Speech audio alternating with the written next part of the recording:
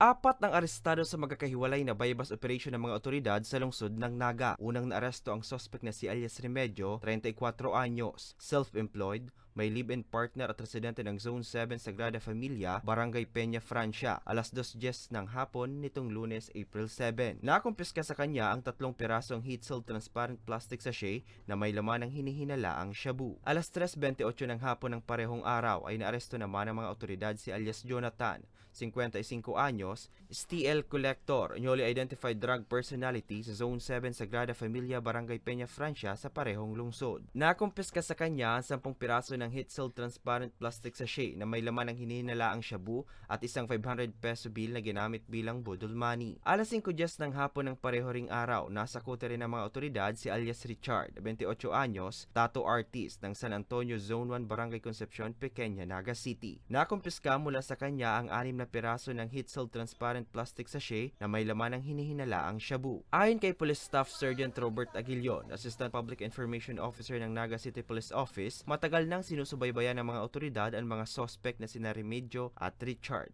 Ito po yung sabay-sabay natin na pagpapatupad ng special law dito sa loob ng Naga City. At ito naman po ay nagbunga ng 4 na successful police operations kung saan humigit kumulang may nakumpiska tayo na nasa more or less 10 grams na all in all na confiscated drug items.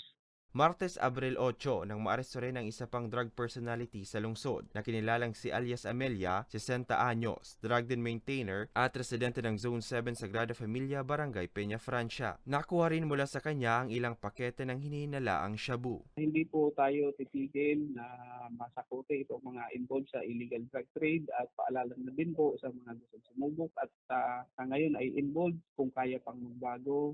Meron po tayong programa nakalaan para sa mga persons who use drugs, yung mga na-involved sa illegal drugs, balit gustong magbagong buhay, lumapit lang po tayo sa ating mga barangay at tayo naman po ay tutulungan. Maharap ang mga sospek sa kasong paglabag sa Republic Act 9165 o Comprehensive Dangerous Drugs Act of 2002. Para sa mga balitang Tatak Bicol, Hercules Barbacena.